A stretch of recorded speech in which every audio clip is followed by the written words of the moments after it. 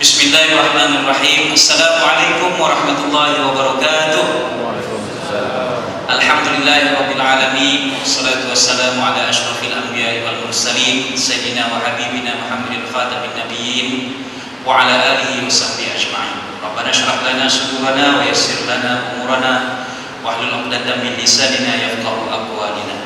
Subhanaka la 'ilma lana illa ma 'allamtana innaka antal 'alimul hakim. Wala haula wala quwwata illa billahil aliyyil azim. Rabbi yassir wa la tu'assir wa bitamim bil khair. Terima kasih saudara pengacara majlis, ahli jurukuasa Masjid Bandar Bukit Pucung, barisan panelis yang kita undang, kita raikan, muslimin muslimat yang dirahmati Allah sekalian. Apa khabar semuanya? Alhamdulillah. Dah makan ke belum ni malam ni? Belum. Masjid ada sedia jamuan tak ni malam ni? Ada? Ada, kita boleh lambat sikit lah Ustaz. Kan? Pukul 12 ni lah kot. Baik, saya nak minta kerjasama sikit lah, khusus kaum muslimin ni. Kalau boleh duduk dekat sikit. Panelis kita ni dia nak ingin sangat nak duduk dekat-dekat dengan ahli-ahli syurga, ahli-ahli masjid ni semua kan. Hak di belakang tu bagi orang hak lambat lah. Lambat datang tu dia duduk di belakang. Hak main cepat ni kita nak abut malaikat catat nombor 1 baring nak masuk dalam syurga ni, taman-taman syurga insya-Allah dicatat oleh para malaikat. Tu baru seronok sikit kita live streaming kan malam ni. Salah. Dah yang live streaming tu tengok wayang panjang. Tuan-tuan dan puan sekalian, forum pada malam ini bertajuk Kepadamu Kekasih, yang akan mengupas tajuk Kepadamu Kekasih ini. Dua orang yang saya kasihi, sahabat saya, guru saya di sebelah kanan saya ini adalah Al-Fadhil Ustaz Muhammad Fauzi bin Mustafa. Tuan-tuan dan puan semua dah kenal dengan beliau, kan? Dan di sebelah kiri saya ini juga tuan-tuan dan puan juga sudah kenal. Stesen TV mana tuan-tuan tak tengok muka dia kan? Tak, TV 1 pun Ustaz Ishaq, TV 2 pun ada Ustaz Ishaq. TV 2 dengan apa nama tu? Katuk. TV 1 TV 1 Katun. Comel ada Katun. TV 3 pun ada, TV 9 pun ada, TV Hijrah pun ada, Radio IK pun ada, radio klasik pun ada, radio orang asli pun ada. Cuma tuan-tuan tak dengar lah radio orang asli kan. Tuan-tuan dan puan sekalian, tajuk yang dipilih oleh masjid, tentang kuasa masjid untuk kita bincangkan pada malam ini ialah Kepadamu Kekasih. Tuan-tuan faham tak tajuk Kepadamu Kekasih itu agak-agak apa kita nak bincang? Agak-agak lah. Tak tahu. Lantak kau lah Ustaz, kau moderator kau lah yang tanya. Kenapa tanya kami pula kan? Kami dah jemput suruh jadi moderator kau lah yang tanya. Tuan-tuan dan puan sekalian, saya nampak ramai yang muka yang hadir pada malam ini, majoritinya adalah orang yang bekerja siang hari tadi. Kita bangun pagi, kita mulakan urusan kerja kita, pergi hantar anak sekolah dulu, hak kecil pergi nursery, hak besar sikit pergi tadika, pergi sekolah malam dan sebagainya. Kemudian petang ni pula kita balik 5.30, kita masuk, kita harungi jam dan sebagainya, pergi ambil anak di nursery, ambil anak di sekolah dan sebagainya. Apa semua kita balik di rumah dan nak masak apa gitu gini. Kita dah mari di rumah Allah, masjid. Pernah tak tuan-tuan dan puan? Pernah nak kerja kita sehari-harian? Pernah kan? Macam tak pernah jawab kan? Memang pernah tu. Tetapi kenapakah dalam kepenatan itu tuan-tuan, kita datang juga dari rumah Allah Ta'ala ini dan kita duduk juga dalam majlis ilmu ini? Kerana apa tuan-tuan? Kerana kita kasihkan kepada Allah Subhanahu Wa Ta'ala. Maka itulah Kepadamu Kekasih. Artinya kalau kita dah kasih, kalau kita dah sayang, kalau kita dah cinta, apa sahaja dalam susah payah, terpaksa juga kita gagah juga untuk kita datang kerana kita kasih kepada Allah Subhanahu Wa Ta'ala. Bila saya dapat tajuk Kepadamu Kekasih, saya teringat lagu favorite kan, lagu paling lama dulu dinyanyikan oleh M. Nasir. Kumpulan apa tu? Tembara. M. Nasir itu tembara kan? Ini macam tak nak jawab kan? Kemudian dinyanyikan semula oleh M. Nasir, Jamal Abdillah dan juga Hatta. Tuan-tuan dan puan semua ingat. Itu bukan lagu untuk cinta manusia dengan manusia, tetapi lagu itu adalah lagu ketuhanan. Kepadamu kekasih. Itu Jamal Abdillah.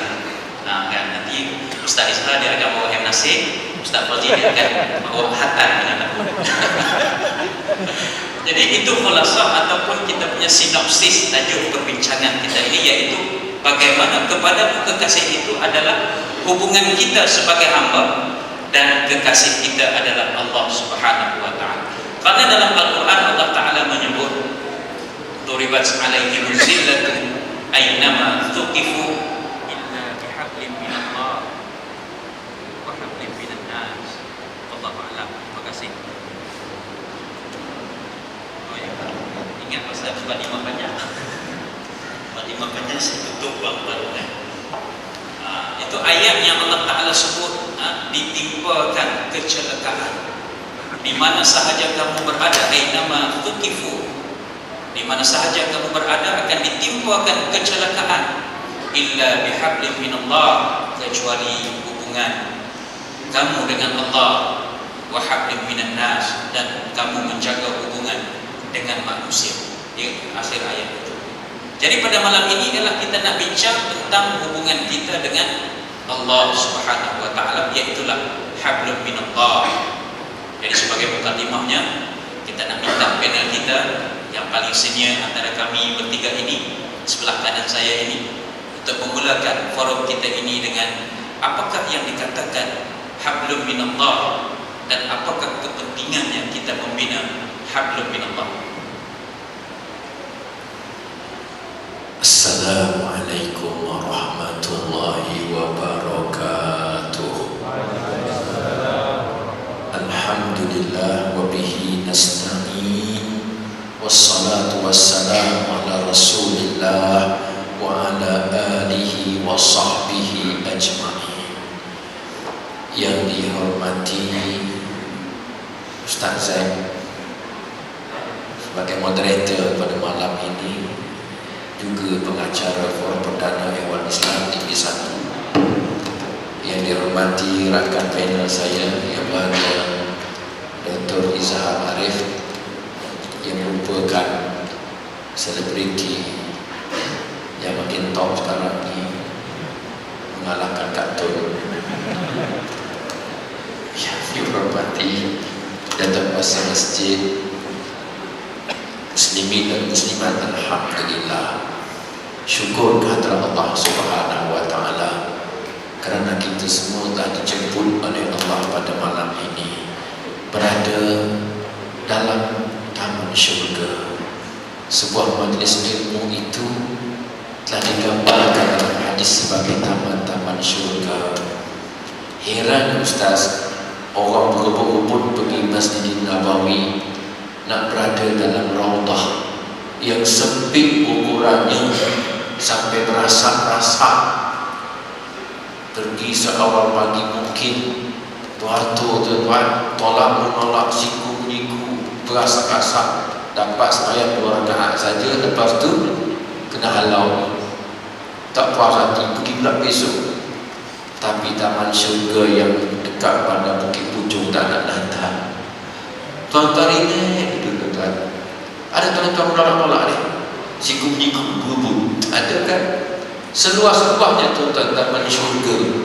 Allahu Akbar. Yang ni yang sabit dengan hadis Nabi SAW, yang patut kita berebut. Sebaik-baik rumah ialah rumah Allah, sebaik-baik tetamu ialah tetamu yang datang berkunjung ke rumah Allah, dan sebaik-baik tuan rumah ialah Allah. Dan Allah tak pernah mensia-siakan tetamu yang datang berkunjung ke rumahnya. Pada malam ini tuan-tuan, kepadamu kekasih, kita nak kembalikan diri kita kepada Allah Subhanahu wa taala. Ayat yang dibaca oleh tuan moderator tadi tu tuan-tuan, duribat alaihim zillatu ainama thuqifu, illa bihablin minallah wa hablin minan nas. Ditimpakan ke atas mereka kehinaan di mana sahaja mereka berada, melainkan dengan hablum minallah wa hablum minan nas, iaitu melainkan jika mereka ada hubungan yang baik dengan Allah dan hubungan yang baik sesama manusia. Siapakah mereka itu?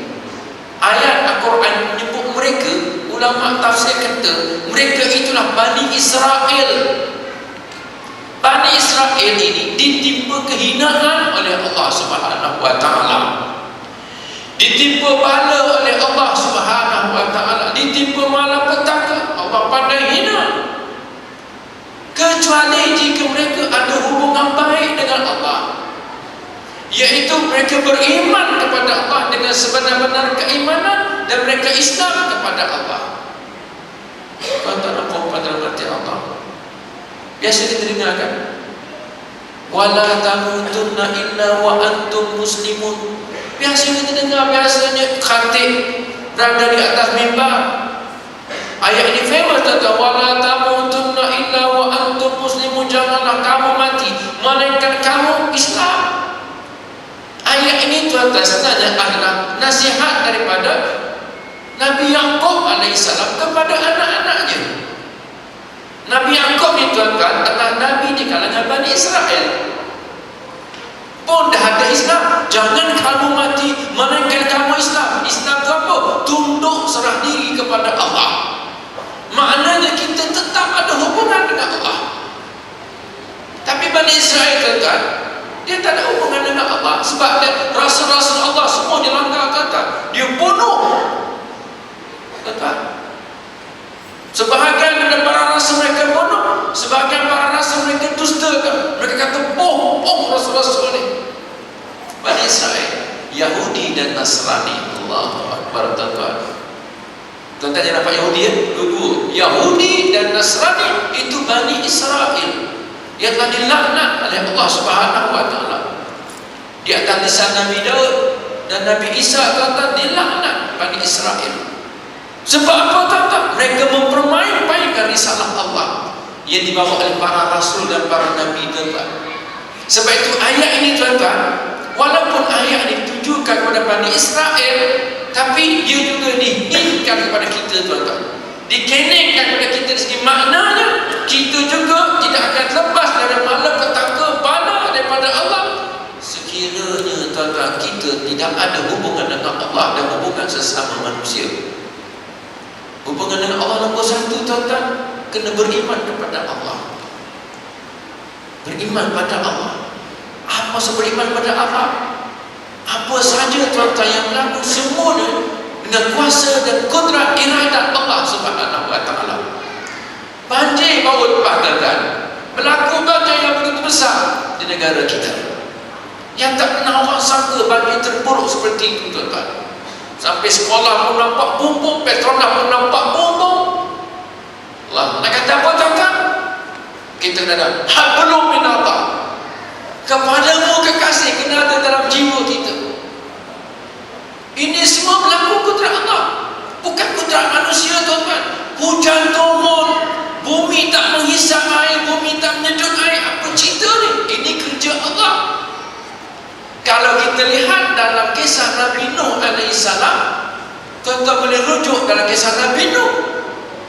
Allah Ta'ala kata kepada langit dan kata kepada bumi, ya ardu bela'i ma'aki wa ya sama'u aqli. Wahai bumi, sedutlah air. Wahai langit, tahan, jangan turunkan hujan. Kuasa Allah. Tuan-tuan, bila kita baca kisah Nabi Nuh, kita jumpa hablum minallah, ada kaitan dengan Allah, ada tali hubungan dengan Allah. Begitu juga apa yang berlaku dalam negara kita, kepada diri kita sekalipun tuan-tuan dan puan-puan, semuanya dengan kuasa, kudrat dan iradah Allah Subhanahu wa taala, kuasa dan kehendak Allah Subhanahu wa taala. Dalam hidup kita kena ada pegangan ni. Sakit, kita jangan merungut, sakit menimpa, sakit kau. Tuan-tuan, kembalikan kepada Allah.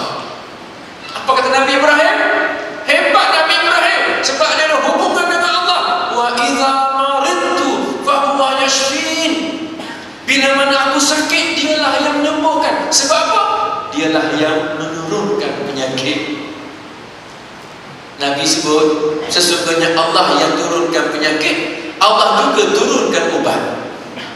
Bila mana bertemu ubat dengan penyakit, sembuh dengan izin Allah, kata Rasulullah. Hebat.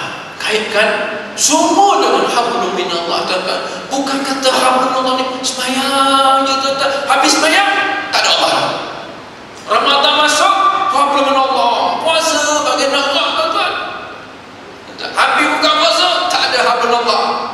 Tuan-tuan, setiap saat kena ada hablum minallah. Tengah-tengah kita berjual beli, ada hablum minallah. Tuan-tuan, subhanallah. Manusia hari ini, tuan-tuan dan puan, ada setengahnya tidak ada hablum minallah. Orang yang tidak ada hablum minallah, tuan-tuan, dia macam Allah tak ada dalam hidupnya. Sebab itu bagi dia, Allah ni ada ketika salat, Allah ada ketika dalam masjid, Allah ada ketika ceramah. Tuan-tuan, masuk kain kerja, rasuah. Kenapa rasuah? Sebab dia tidak ada ikatan dengan Allah. Dia tak rasa Allah tu melihat dia, tak rasa Allah mendengar, tak rasa Allah cek, tak rasa Allah awasi, tak rasa Allah bagi pahala, tak rasa Allah bagi dosa, tak rasa nampak syurga, tak rasa nampak neraka. Tak nampak, tuan-tuan. Sebab dia baik dalam masjid, dia baik ketika solat. Betul, tuan-tuan, orang yang solat tapi solat tidak mencegahnya daripada perbuatan keji dan munkar, tidak bertambah dia dengan Allah, melainkan jauh. Allah Akbar. Ini sebagai mukadimah pada malam ini, kita ada 18 pusingan, tuan-tuan. Saya kena pendek-pendekkan pusingan pertama ni, tuan-tuan. Jadi tuan-tuan puan mati Allah, kita kena faham konsep itu, tuan-tuan. Hablum minallah, kita ada hubungan dengan Allah. Whatever berlaku dalam hidup kita sampai mati pun, la ilaha illallah. Hebat manusia bernama Muslim, mukmin, tuan-tuan. Lahirnya dengan Allahu Akbar, Allahu Akbar, Allah Maha Besar, Allah Maha Besar. Karena dan diri telinga, tuan-tuan, kita azan qamat dikaitkan dengan Allah, mati pun kat telinga juga. La ilaha illallah. Dan dia bersebut, tuan-tuan, man kana akhiru kalamihi la ilaha illallah dakhala al-jannah. Sesiapa yang perkataan terakhirnya sebelum mati la ilaha illallah, masuk syurga. Kenapa? Sebab dia ada hablum minallah. Masih ada lagi ketika nyawa berada di halqum ni, tuan-tuan, la ilaha illallah. Terima kasih, tuan-tuan, kerana khusyuk pertama ini. Harap-harap kedua pun khusyuk juga lah. Assalamualaikum warahmatullahi wabarakatuh. Tiba-tiba je bila saya sebut hatan, suara dia terus berubah jadi selah-selah masak. Macam hatan, betul. Tuan-tuan dan puan-puan sekalian, apabila Ustaz Fauzi menyebut tentang kepentingan kita membina hablum minallah, artinya kita menghubungkan diri kita sebagai seorang hamba dan Allah sebagai pencipta diri kita. Maka kita meletakkan konsep Allah Subhanahu wa ta'ala itu mampu melihat segala-galanya. Allah Subhanahu wa ta'ala mampu menjadikan segala-galanya dalam kehidupan kita ini. Inilah kalau kita rangkumkan dalam konsep tauhid uluhiyah, tauhid rububiyah, dia akan membawa kita bahawa ainama ittaqillah haitsuma kunta, bertakwalah kepada Allah, takutlah kepada Allah di mana sahaja kita berada. Sebab itu Ustaz Fauzi kata, salat bukan kita takut Allah bukan ketika kita salat saja. Kita ikut perintah Allah Ta'ala bukan dalam rukun-rukun salat, bukan syarat-syarat salat saja. Di mana sahaja kita takut, kita ikut hukum Allah, kita ikut perintah Allah. Di mana sahaja kita bekerja hari-hari, kita berurusan dengan manusia hari-hari, maka itulah dikatakan apabila kita ada hubungan dengan Allah, kita baik hubungan kita dengan Allah, maka hubungan kita dengan manusia, hubungan kita dalam urusan dunia ini juga akan mengikut kebaikan. Tuan-tuan dan puan-puan sekalian, kita bertanya kepada diri kita, bagaimanakah hubungan kita dengan Allah Subhanahu wa ta'ala selamanya? Adakah kita menjaga hubungan kita dengan Allah Seperti mana kita menjaga hubungan kita dengan pasangan kita, suami kita, isteri kita. Kita menjaga hubungan kita dengan ibu bapa. Kita menjaga hubungan kita dengan bos kita. Kita takut nak mengingkar suruhan bos kita. Kita takut nak melakukan sesuatu yang boleh mengguris perasaan bos kita kerana kita takut dipotong gaji, kita takut nak naik pangkat dan sebagainya. Adakah hubungan kita dengan Allah Subhanahu wa taala juga begitu? Maka itulah penilaian muhasabah dalam kita membincangkan konsep hubungan manusia, hubungan hamba dengan Allah Subhanahu wa taala. Salah satu sebab mengapa Nabi Muhammad sallallahu alaihi wasallam sentiasa beristighfar setiap hari. Ada hadis yang meriwayatkan bahawa Nabi sallallahu alaihi wasallam beristighfar 70 kali satu hari. Ada riwayat juga mengatakan bahawa Nabi beristighfar mohon ampun pada Allah Ta'ala 100 kali. Kenapa agak tuan-tuan Nabi beristighfar? Nabi memohon ampun kepada Allah. Kenapa tuan-tuan? Sedangkan Nabi ini maksum, diampunkan dosa. Allah Ta'ala mengampunkan dosa Nabi Muhammad yang akan datang ataupun yang kemudian kalau ada, tetapi tidak ada. Tetapi Nabi tetap beristighfar kepada Allah Subhanahu wa taala. Kenapa agak tuan-tuan? Kerana nak membina hubungan kasih sayang kepada Allah, walaupun tak ada salah, sebagai rasa bersyukur, istighfar, minta ampun kepada Allah Subhanahu wa taala. Jadi kita balik pada diri kita tuan-tuan dan puan. Kita ni maksum ke? Maksum. Kan? Kebanyakan kita ni maksum lah kan? Maksum ini tidak adalah bagi manusia biasa macam kita ni, tidak hanya pada Rasulullah. Yang kita maksum ini tuan-tuan dan puan, agak-agak berapa kali kita istighfar, berapa kali kita taubat kepada Allah Subhanahu wa taala? 10 kali sehari, 30 kali, ataupun sama banyak dengan Nabi 70 kali, 100 kali satu hari. Wallahu a'lam, bergantung kepada diri kita masing-masing. Kenapa kita tidak mahu bertaubat tuan-tuan? Karena kita tidak melihat cerminan dalam kehidupan kita. Kita tidak muhasabah setiap perkara yang kita lakukan. Baik, saya nak tanya kepada Dr. Izhar tentang keperluan kita muhasabah, keperluan untuk kita memohon ampun dan bertaubat kepada Allah setiap hari. Walaupun kita kata macam tak ada dosa lah kita hari ni kan, forum je daripada pagi dia dengar kan, tak ada dosa Jadi apakah kepentingan, keperluannya kita bertaubat dan kita beristighfar dalam kehidupan kita hari-hari ini? A'udzu billahi minasyaitonir rajim. Bismillahirrahmanirrahim. Alhamdulillah wassalatu wassalamu ala Rasulillah wa ala alihi wa sahbihi wa man walah. Rabbi shrah li sadri wa yassir li amri wahlul 'uqdatam min lisani yafqahu qawli, amma ba'd. Yang saya hormati sahabat saya Ustaz Zaid, Ustaz Zakaria selaku moderator pada malam ini. Saya jumpa dia selalu, alhamdulillah. Bila kita sayang dia, kita jumpa selalu. Al-mar'u ala ma'aman ahad. Orang itu akan bersama dengan orang yang dia sayang. Jadi bila saya sayang Ustaz Zaid, bukan gay tuan-tuan. Sayang ni kerana Allah. Jadi jumpa di mana-mana, alhamdulillah. Jumpa dekat masjid, jumpa dalam TV, jumpa dekat luar TV. Itulah rahmat Allah. Sahabat panel saya Ustaz Fauzi, alhamdulillah, juga selalu saya jumpa dalam TV juga.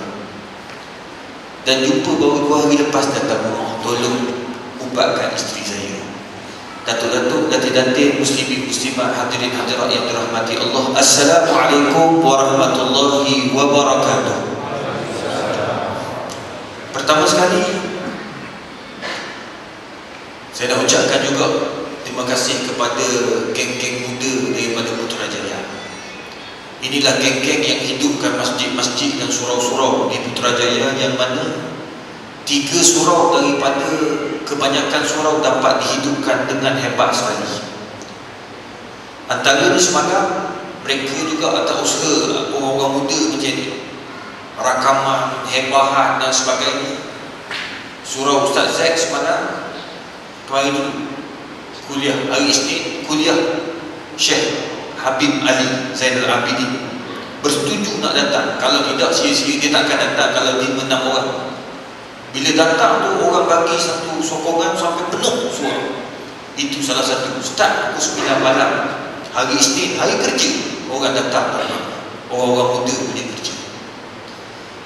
Kemudian satu surau lagi, surau Al-Muhajirin, surau yang saya sendiri mengajar, kitab Halal Haram Dr. Yusuf Al-Qardawi, juga penuh sampai ke keluar. Setiap hari Khamis malam pertama, malam kedua juga diorang juga yang buat. Dan adanya surau Al-Husna, 3 surau ni antara yang begitu aktif. Jadi kredit bagi mereka. Sampaikan kami ke Pucuk, tengok muka dia orang lagi. Jadi dia orang mungkin datang nak survey macam mana Pucuk, mungkin lebih kurang macam sana. Kalau tak kena bantu Pucuk ni macam mana jadi. Muslimin muslimat yang dirahmati Allah, pertama kita bersyukur kepada Allah. Kerana apa tuan-tuan puan? Kita tergolong daripada orang yang Allah Subhanahu wa taala pilih sentiasa berada atas track yang telah ditetapkan oleh Allah Subhanahu wa taala. Maknanya Allah bagi kita ni peluang untuk dapat nampakkan hidayah depan mata kita tu. Jadi bila Ustaz saya tanya, apa perlunya taubat dalam kehidupan kita? Allahumma salli ala Muhammad. Ali radhiyallahu anhu kata, hasibu anfusakum qabla an tuhasabu. Hisab diri kamu sebelum kamu dihisab oleh Allah Subhanahu wa taala. Kemudian Allah Subhanahu wa taala sebut dalam Al-Quran, wa anfiqu mimma razaqnakum min qabli an ya'tiya ahadakumul maut fayaqulu rabbi laula akhartani ila ajalin qarib fa asaddaqa wa akun minas salihin. Apa kata Allah? Gunakanlah nikmat yang aku bagi kepada kamu, antaranya nikmat hidup. Nih, kita bangun pagi tadi, kita bersyukur, Allahu Akbar, alhamdulillah aku dapat teruskan kehidupan. Kita bersyukur. Maknanya Allah kata, izhab, kamu diberikan peluang untuk hidup. Jadi bila kamu diberi peluang, gunakanlah, manfaatkanlah masa kamu. Jangan buang masa. Kamu ada sikit ilmu, kongsi. Jangan kedekut. Kitmanul ilmi minal kabair. Kedekut ilmu salah satu daripada golongan yang rugi. Salah seorang daripada orang yang buat dosa-dosa besar. Sebab apa? Kedekut ilmu. Gunakanlah izhab. Gunakanlah fauzi, kamu ada sedikit ilmu yang berkaitan tentang perubatan Islam. Ubahlah orang daripada orang pergi jumpa bomo dan sebagainya. Pergi jumpa Ustaz Fauzi daripada orang bawa buah kelapa. Datuk buah kelapa hilang tak tahu ke mana. Pening kita tuan-tuan. Buat apa cari orang itu? Baik kita sembahyang kadang, baik kita doa ramai-ramai. Itu yang diajar oleh Nabi Muhammad SAW. Jadi ini yang kita nak ubah masyarakat kita, biar kita sentiasa berada di jalan yang Allah tetapkan. Maka Allah bagi tahu dah balik, gunakanlah. Saya selalu letak dalam diri kata, ya Allah, Allah bagi aku pinjam sedikit masa. Saya tak jumpa isteri lama dah tuan-tuan. Rumah saya tiap-tiap malam kata, abang, bila nak balik? Ni belum ceramah tanya dah bila nak balik. Kata saya lepas isyak balik terus. Isyak panjang, tengoklah pukul. Betul, isyak. Kalau lepas isyak pukul 10 isyak balik, isyak lepas isyak balik lah. Takkan lepas subuh kot tobat tak nanti datang cari ni. Nak cerita, gunakanlah. Sebab ini masa yang Allah bagi. Saya cakap pada orang saya ni Allah bagi sikit untuk kongsi ini. Malam ni saya balik, esok saya tak balik. Apa tak pergi mana pula? Esok pergi Johor 3 hari. Tak minta nak bagi dia. Buat tenang. Tak apa. Setiap detik, setiap saat saya berjalan, saya terbang sana sini, pergi ceramah, awak dapat saham saya, awak dapat saham. Saham akhirat. Kalau awak mati, saya mati, insya-Allah inilah syafaat kita di akhirat. Tu yang kita nak kejar. Tu Allah kata, anfik, gunakanlah nikmat yang Allah bagi. Saya pegang kata-kata guru saya, Datuk Dr. Harudin, guru dalam ilmu perubatan. Ketika saya nak cuti belajar tahun 2009, saya nak cuti belajar PhD.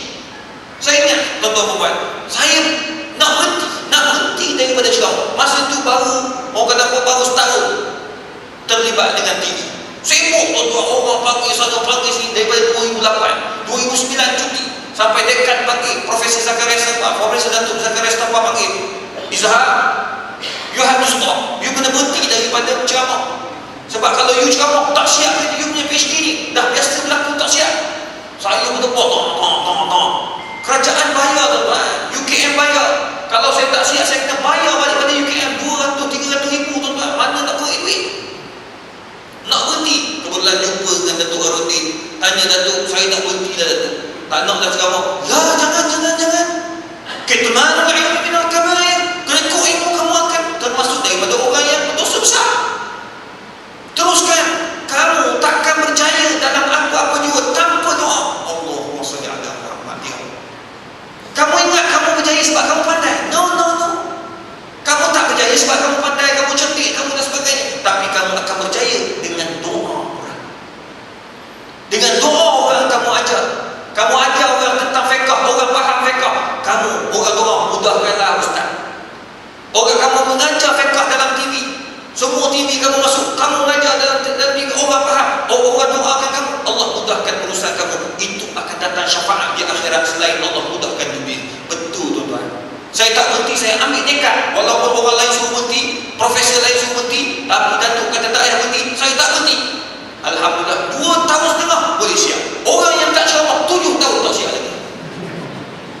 Bukan, saya pasti bukan sebab saya, bukan sebab pandai saya, tapi sebab orang doakan saya. Saya ingat antara makcik yang doakan saya ialah makcik yang salah sebuah masjid saya pergi. Ustaz, saya doakan Ustaz siap 2 tahun setengah. Masih dulu makcik. Tapi saya tak ingat masjid mana. Kalau saya lagi bagi duit dia RM1,000, ambil makcik. Tak jumpa makcik. Tu dah sebut RM1,000, tak tahu kat mana. Kalau dalam TV aku dah sebut lagi, kena cari aku. Tak ambil saya lah. Memang kena bagi lah. Tapi nak cerita, itulah doa makcik. Tuan-tuan Muhammad, kita tak tahu. Sila al-mu'min doa. Jadi nak cerita, Allah kata gunakanlah masa nikmat yang ada, antaranya untuk bertaubat.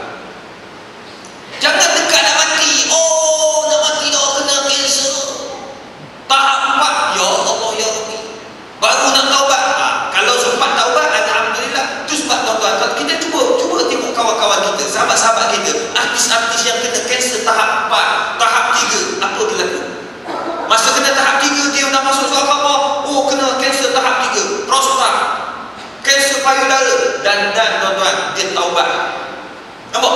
Ni Allah sayang ni, golongan yang Allah sayang. Walaupun dosa dia banyak sebelum ni, tapi Allah bagi dia penyakit, Allah bagi dia taubat, Allah terima taubat dia.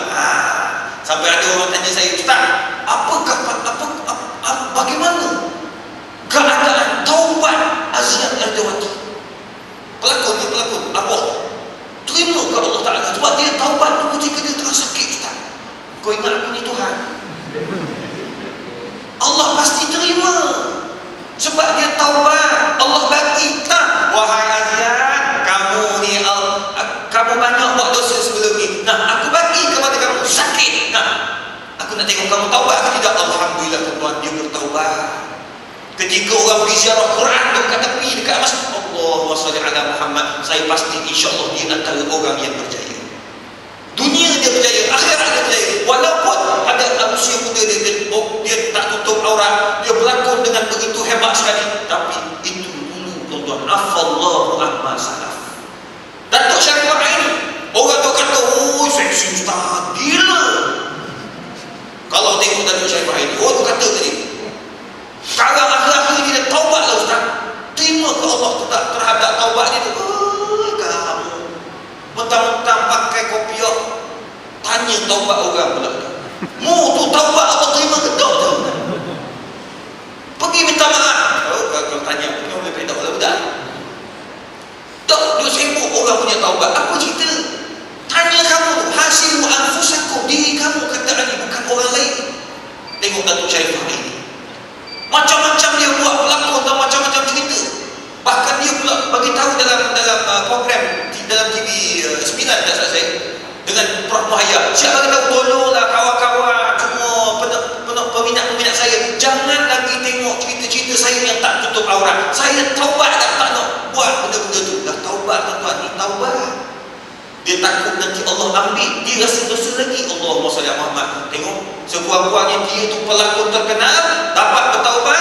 Anak Ustaz Alif belajar di Madinah, hafizun di kitabillah. Sekarang tengah buat master, tuan-tuan. Madinah ni bukan senang-senang dah buat master. Hanya pelajar terbaik saja boleh sampai master sekarang.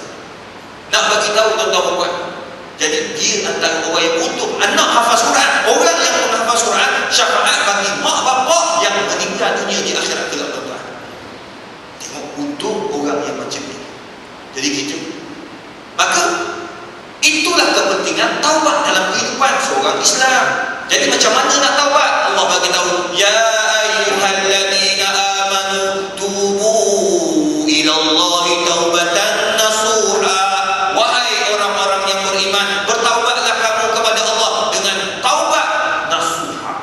Bagaimana taubat nasuha? Tak lain dan tak bukan, tuan-tuan. Pertama, kena ikhlas. Taubat kena ikhlas. Kenapa taubat ni?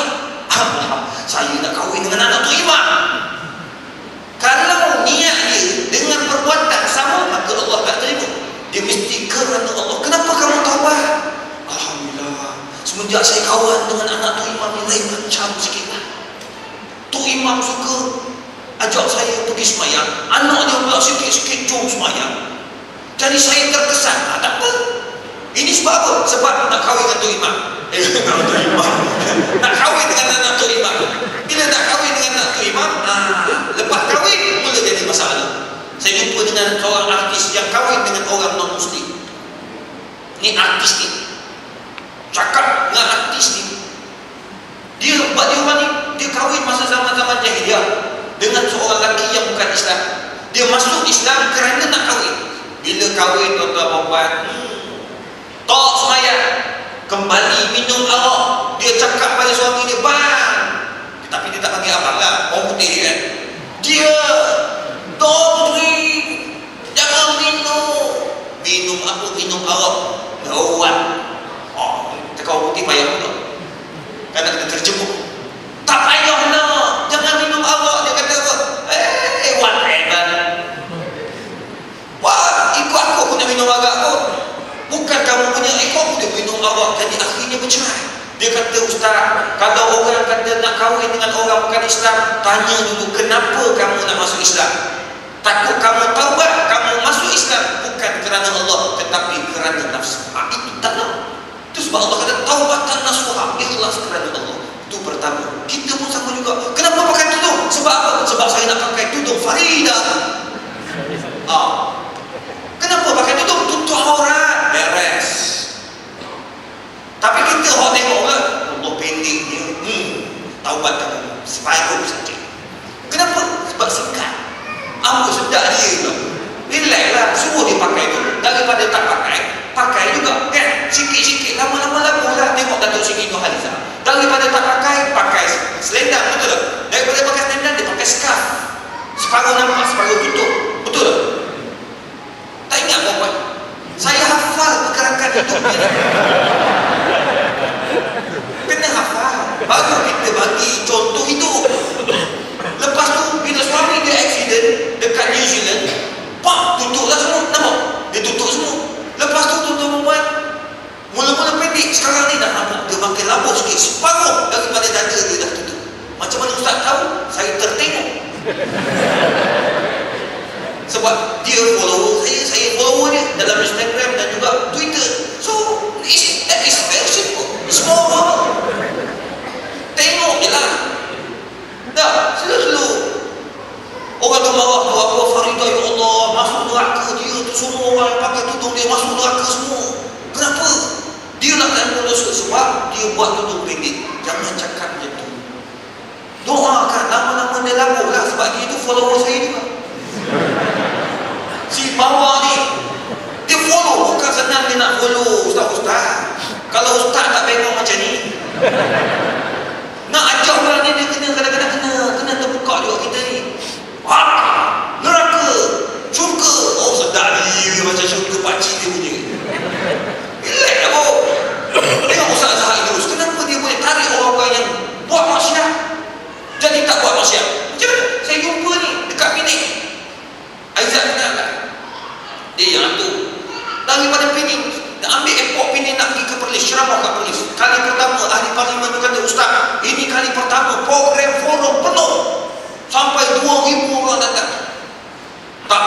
boleh dipayah tak dapat program ni.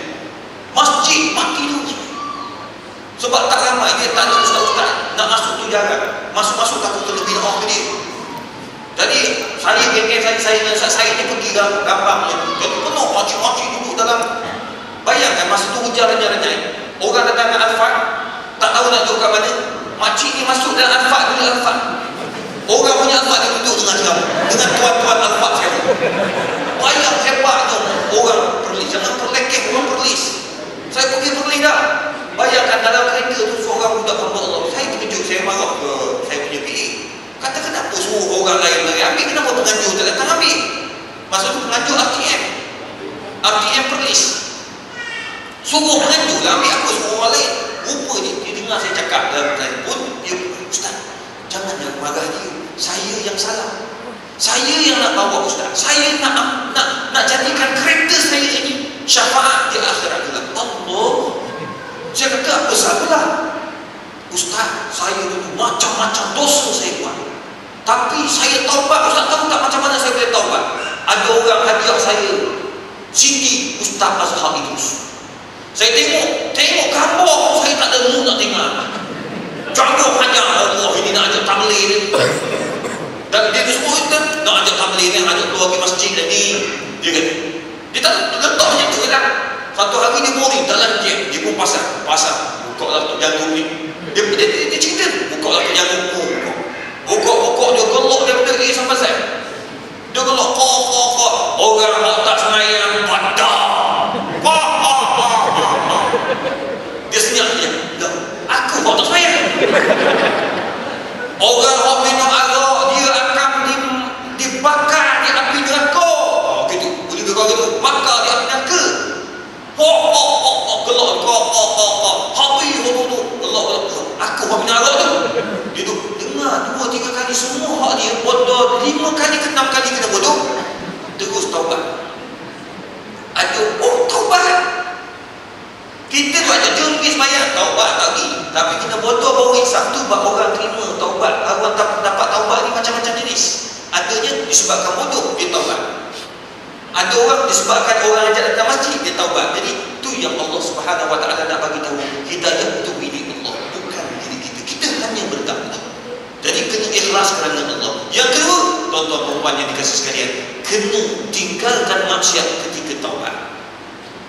Jangan ketika zina tu tengah berzina, aku taubat ya Allah. Tapi tu tengah buat lagi. Kenapa tak berhenti lagi ni? Anak-anak buat biar berapi dulu kata. Tak boleh macam orang Arab ketika Nabi SAW turun ayat haramkan arak. Terus hurimal khamru tengah minum buang semua tuan-tuan perempuan. Tak ada seorang pun yang tinggalkan. Jadi ini salah satu ciri-ciri taubat nasuha. Manakala yang ketiga tuan-tuan perempuan yang terakhir, dia banyak lagi saya sebut yang ketiga, ibti'ad an jami' syuraka'il 'asi. Jauhi daripada rakan-rakan, sahabat-sahabat yang sentiasa mengajak kita buat maksiat, tapi kita kena sentiasa mendekatkan diri dengan rakan-rakan, kawan-kawan macam tuan-tuan dan puan-puan.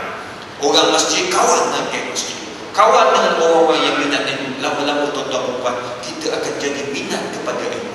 Antara contoh Syamsul Yusuf, Syamsul Datuk Yusuf. Ini keluarga family jutawan tuan-tuan. Tak pakai kereta bisnis biasa, tak pakai. Ni Mercedes imported. Kereta semua pelik-pelik, kaya yang luar biasa. Kenapa dia boleh jadi geng Ustaz Azhar terus? Kenapa? Sebab dia berkawan dengan sepupu dia. Sepupu dia siapa? Dr. Fazal, Anwar Fazal. Antara orang yang minat kepada agama, sentiasa tengok rancangan agama, tengok program agama. Dia kawan dengan Syamsul. Dia tarik Syamsul. Akhirnya Syamsul pun terlibat sama. Akhirnya tuan-tuan jadi minat geng Ustaz. Mengeteh sama-sama dengan Ustaz, sembang dengan Ustaz-Ustaz, datang masjid. Jadi ini yang kita nak agar kita dapat perkara-perkara ini. Contoh-contoh yang sedia ada, kita boleh jadi orang yang sentiasa mengingati Allah, taubat serta benda, dan kena sentiasa berkawan dan bersahabat dengan orang-orang baik. Jadi insya-Allah tuan-tuan, dengan adanya perkara ini kita akan berjaya. Wabillahi taufiq wal hidayah. Wassalamualaikum warahmatullahi wabarakatuh. Kira 2 episod saya ambil.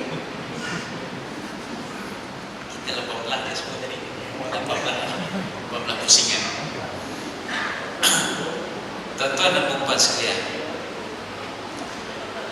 apabila kita melaksanakan taubat ataupun istighfar, artinya kita membina hubungan kita dengan Allah Subhanahu wa taala. Kita meletakkan keyakinan kita bahawa Allah Subhanahu wa taala itu ada, Allah taala itu melihat kita, Allah taala mengetahui segalanya dalam kehidupan kita. Sebab itu Ibn Nasir buat lagu, kepadamu kekasih aku berserah, kerana aku tahu kau lebih mengerti apa yang tercatat di cermin wajahku ini. Apa maksudnya? Kita faham tak faham nyanyi itu? Artinya apa yang ada dalam diri kita secara zahir ataupun secara tersirat, semuanya Allah Subhanahu wa taala tahu. Sebab itu pentingnya kita beristighfar. Sebab itu pentingnya kita bertaubat kepada Allah Subhanahu wa taala. Pasal Allah Taala tahu segala ada yang dalam hati kita, yang zahir di wajah kita, Allah Taala tahu. Kadang-kadang kita sendiri tak tahu apa kesilapan kita buat. Kita tak tahu hari ini berapa banyak kesilapan kita buat. 10, 20 kesilapan yang kita buat, kita tak tahu. Ataupun kita yakin hari ini tidak ada kesalahan yang kita buat. Siapa yang yakin 100% bahawa kita tidak ada dosa hari ini? Tuan-tuan angkat tangan. Tak ada yakin. Seorang pun tak ada yakin, termasuk duduk di depan. Kalau ada saya nak pincuk kaki dia, pasal dia orang maksud. Jadi artinya kita tidak yakin bahawa setiap hari kita tidak melakukan kesalahan. Bahawa kita sentiasa melakukan kesalahan hati, lidah, perbuatan dan akhlak kita, tuan-tuan. Maka sebab itulah kepadamu kekasih ini adalah bagaimana kita nak membina dan menjalinkan hubungan kita dengan Allah Subhanahu wa taala. Allah Taala menyebut, berfirman dalam Al-Quran dalam surah Abasa, juz 30 Abasa, wa ja'alna al-laila libasa, dan sesungguhnya kami jadikan waktu malam itu sebagai pelindung, sebagai pakaian bagi kamu. Wa ja'alna an-nahara ma'asha, dan sesungguhnya kami jadikan waktu siang itu untuk kamu mencari kehidupan, mencari rezeki. Dalam ayat ini, tuan-tuan dan puan-puan, Allah Subhanahu wa taala memberi gambaran kepada kita bahawa untuk kita membina hubungan komunikasi dengan Allah Subhanahu wa taala, waktu malam adalah waktu yang terbaik. Kerana waktu siang itu kita sibuk dengan urusan keduniaan kita. Maka pada waktu malam inilah kita bermunajat kepada Allah, kita berkomunikasi kepada Allah, kita merintih kepada Allah, kita merayu kepada Allah, kita mengadu nasib kita kepada Allah. Karena pada waktu malam inilah Allah Subhanahu wa taala mendengar, menerima, dan waktu yang paling mustajab untuk kita memohon kepada Allah Subhanahu wa taala. Maka sebab itulah ibadat qiyamul lail diwajibkan ke atas Nabi Muhammad sallallahu alaihi wasallam. Kerana waktu malam ini adalah merupakan satu waktu yang sangat mustajab, sangat baik untuk berhubung dengan Allah Subhanahu wa taala. Pusingan yang kedua ini kita nak minta Ustaz Fauzi menjelaskan kepada kita bagaimanakah kita membina, menjalin hubungan kita kepada kekasih kita, yakni Allah Subhanahu wa taala, dengan kita melaksanakan amalan-amalan di waktu malam yang Allah Ta'ala sediakan untuk kita berehat. Di samping berehat, kita juga digalak dan dituntut untuk menjalin hubungan dengan Allah Subhanahu wa taala. Terima kasih bahagia Ustaz saya yang dihormati Dr. Izhar Arif, tuan-tuan dan puan-puan. Tentang qiyamul lail, saya yakin tuan-tuan di masjid ini tidak asing dengan qiyamul lail. Qiyamul lail adalah menghidupkan malam dengan ibadah. Itu maksudnya yang paling jelas. Menghidupkan malam dengan ibadah. Memang banyak ayat Al-Quran menceritakan tentang qiyamul lail. Antaranya ialah wa minal laili fatahajjat bihi nafilatan lak asa an yab'atsaka rabbuka maqaman mahmuda, dalam surah Al-Isra. Dan sebahagian daripada malam itu bertahajudlah kamu wahai Muhammad, sebagai amalan tambahan untuk kamu. Mudah-mudahan dengan tahajud qiyamul lail itu Allah Ta'ala bangkitkan kamu di tempat yang terpuji. Dan untuk itu juga tuan-tuan qiyamul lail. Dalam ayat yang lain, ya ayyuhal muzammil qumil laila illa qalila. Wahai orang muslimun, bangunlah, yakni bangunlah beribadah pada waktu lain, pada waktu malam, melainkan sedikit untuk kamu tidur. Waktu Nabi tuan-tuan, lepas isyak Nabi tidur. Ya, Nabi tidur awal. Kalau tidak ada apa-apa, Nabi tidur awal tuan-tuan, sebab nak bangun qiyamul lail. Tatajafa junubuhum 'anil madaji' yad'una rabbahum khaufan wa tama'an. Surah Sejadah. Tatajafa junubuhum, tuan-tuan, artinya mereka ini bangun tinggalkan tempat tidur. Ini cerita bab qiyamul lail, tuan-tuan, tinggalkan tempat tidur. Lagi tuan-tuan perempuan, cukuplah ya. Dan Nabi sallallahu alaihi wasallam sendiri bangun qiyamul lail. Ini sunnah Rasulullah SAW. Tapi bagi Rasulullah, dia menganggap sebagai wajib bagi dia untuk qiyamul lail. Lepas Nabi tak Nabi qiyamul lail. Bagi kita sunnah, cuma dipanggil sunnah, amalan Rasulullah sallallahu alaihi wasallam. Okey tuan-tuan dan puan-puan, apa nak buat? Apa amalan patut kita buat? Pertama, tuan-tuan, bagi mereka yang mampu solat sunat, whatever lah, salat sunat taubat ke, salat sunat hajat ke, salat sunat biasa, tuan-tuan, tak masalah. Salat sunat istikharah ke, salat sunat tahajud ke, tuan-tuan, salat sunat witir ke, salat sunat biasa, tak ada sebab pun tak apa. Saja ke salat sunat 2 rakaat kerana Allah, Allahu Akbar, tak ada masalah. Sebab tuan-tuan dan puan-puan di dalam masjid Allah, Nabi sallallahu alaihi wasallam pernah sebut, afdalus salat ba'dal faridah salatul lail.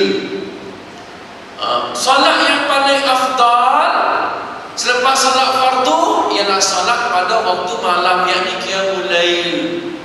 Itu salat paling afdal selepas salat fardu 5 waktu. Bangunlah walaupun sekadar 2 rakaat, kata Nabi. Ya, sekadar kita perah susu kambing 2 rakaat untuk qiyamul lail. Hidupkan malam dengan ibadah.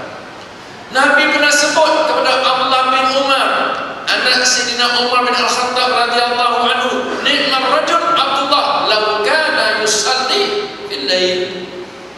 Sebaik-baik dia kata apa? Ni'mar rajul, sebaik-baik laki-laki ialah Abdullah, iaitu Abdullah bin Umar, sekiranya dia bangun tengah malam solat qiyamul lail, solat tahajud ke, solat apa-apa tuan-tuan, qiyamul lail, itu selepas tengah malam bangun, ya, solat, Allahu Akbar. So pertama amalan kita solat, sebab Nabi solat qiyamul lail sampai bengkak-bengkak kakinya.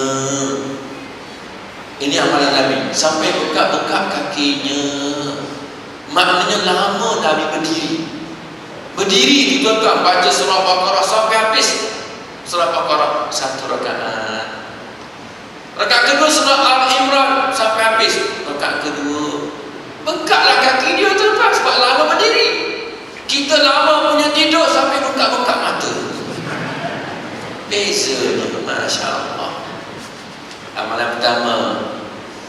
Amalan kedua, tatajafa junubuhum 'anil madaji' yad'una rabbahum khaufan wa tama'an. Doa, yad'una rabbahum. Tengah malam mereka tinggalkan tempat tidur tu, sekurang-kurangnya bangkit dari tempat tidur, duduk atas katil, angkat tangan, itu qiyamul lail. Ambil wuduk pun tidak, sebab doa tak perlu wuduk tuan-tuan.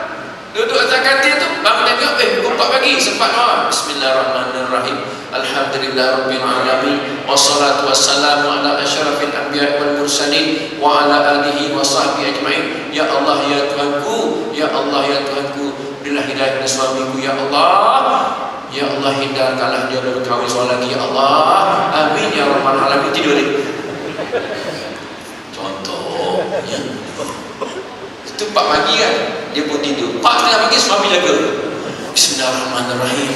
Ya Allah, aku berikanlah aku isteri seorang lagi, ya Allah. Contoh, siapa paling kerap bangun dan berdoa, ialah yang dapat, yang paling makbul. Itu sekurang-kurang doa, tuan-tuan. Kalau pergi bilik ayah, bilik sembahyang, itu lagi bagus. Tatajafa junubuhum anil madaji. Artinya bangun sikit tinggal tempat tidur tu, walaupun sekadar duduk atas katil pun tak apa dah. Semata-mata nak berdoa. Sebab Allah Ta'ala dalam sebuah hadis sahih menceritakan dia turun ke langit dunia dan bertanya kepada hamba-hambanya, siapa di antara kamu nak berdoa? Doalah sekarang, sebab aku nak makbulkan doa dia. Bangunlah, tak apa, tak walaupun di atas tempat tidur. Tengok amalan kita kan. Solat malam, apa nama solat terpulang tuan-tuan perempuan ya. Berapa rakaat jumlahnya terpulanglah pada tuan-tuan perempuan ya. Yang kedua, berdoa. Doa tu biarlah baik-baik ya. Doa tu termasuklah untuk orang Islam seluruhnya lagi bagus. Ya Allah, ya Tuhan, berilah kekuatan kepada mujahidin di Palestin, kan lagi bagus tuan-tuan. Mujahidin di Syria ke, mujahidin di mana di Mesir ke tuan-tuan, yang menegakkan agama Allah. Doa ia untuk umat Islam seluruhnya. Nombor 3 pun nak buat tuan-tuan. Allah sebut dalam Al-Quran, wa bil asharihum yastaghfirun. Pada waktu sahur mereka istighfar kepada Allah. Oh muslimat katakanlah nak sembahyang tak boleh, doalah tuan-tuan. Tapi doa masa sikit lagi nak buat apa? Istighfar. Kita buat tasbih tu, astaghfirullah innallaha kana tawwaba. Astaghfirullah innallaha kana tawwaba. Astaghfirullah innallaha kana tawwaba. Sampai 1 kali tidur. Paling malas astagfirullah, astagfirullah, astagfirullah, astagfirullah, astagfirullah, astagfirullah. Sudah dikira istighfar tak? Tapi yang paling baik menegak astagfirullah innallaha kana tawwaba ataupun astagfirullah wa atubu ilaih. Siap dengan taubat tu, istighfar taubat, istighfar taubat. Sebab dalam hadis yang sama dalam perempuan, Allah Ta'ala turun sepertiga malam yang terakhir. Allah Ta'ala tanya, siapa nak taubat, taubat sekarang, aku nak terima taubatnya. Siapa nak istighfar, istighfar sekarang, aku nak ampunkan dosanya. So kita gabungkan sekali tuan-tuan, astaghfirullah wa atubu ilaih, astaghfirullah wa atubu ilaih, astaghfirullah wa atubu ilaih, astaghfirullah wa atubu ilaih. Sabit dalam hadis ini yang Nabi baca. Sebab kata Nabi, sesungguhnya aku istighfar dan bertobat pada Allah satu hari tidak kurang daripada 70 ataupun tidak kurang dari 100. So apa nak buat? Astaghfirullah wa atubu ilaih. 3. Yang keempat, baca Al-Quran. Baca ayat Al-Quran. Bagi mereka yang boleh baca lah, yang tidak uzur. Sebab Nabi SAW menyebut, man qama bi asyri ayatin lam yuktab minal ghafilin. Siapa bangun qiyamul lail baca 10 ayat Al-Quran, maka dia tidak dicatat sebagai orang-orang yang leka, yang lalai, yang lupa pada Allah. Tiap-tiap malam terkejut pukul 5 pagi, terus dibangun, terus ngantuk, buka Quran tuan-tuan, tak ada wuduk yang ada makna lah. Kalau ambil wuduk lagi bagus, bacalah 10 ayat. Idza waqa'atil waqi'ah.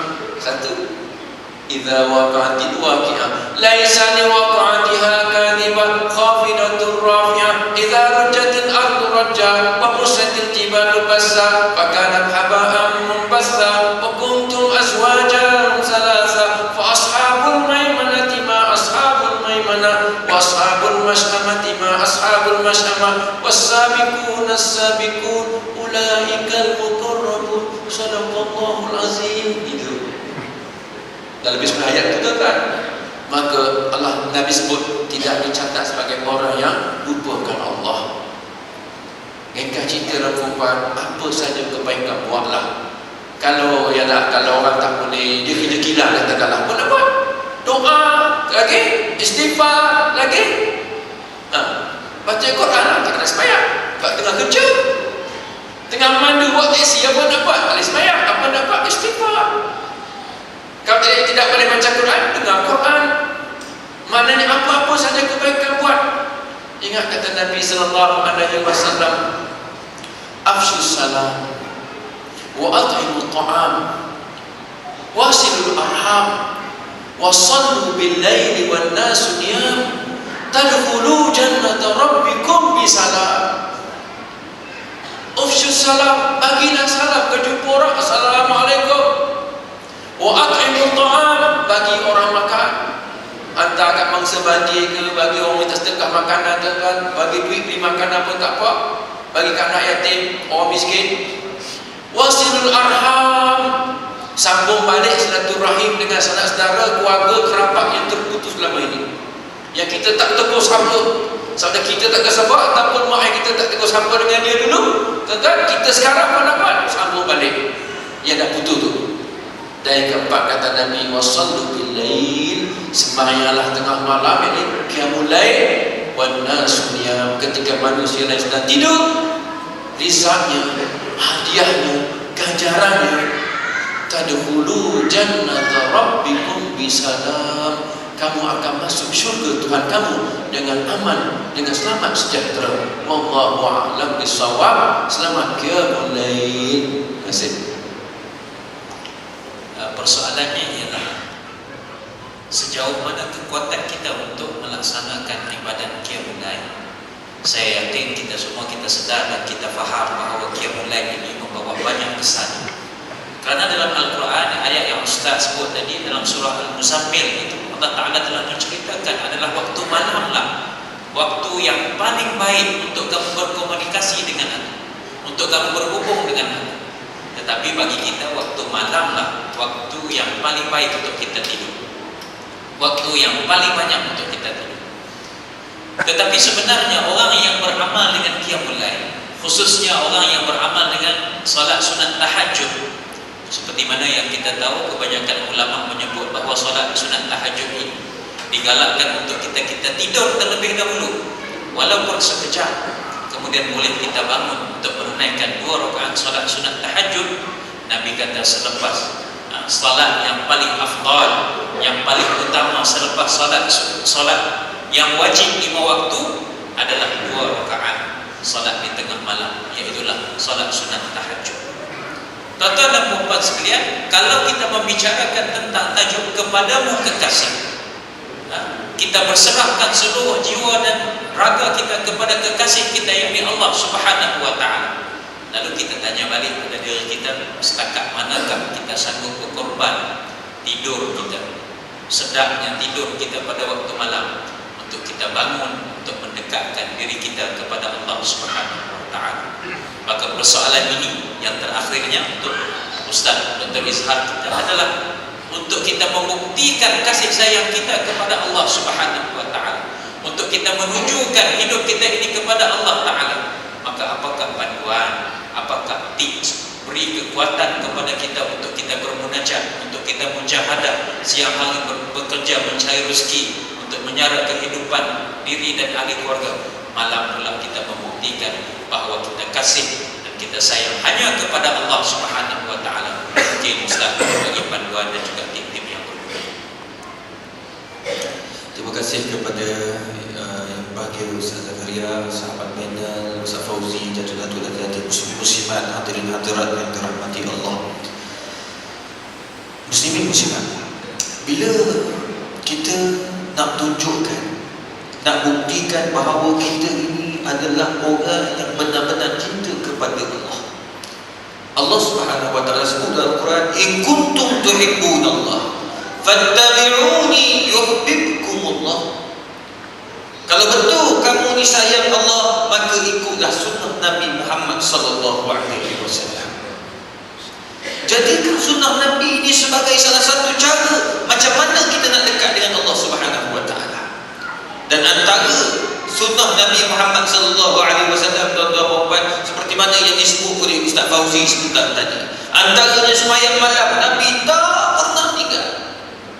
Zikir antaranya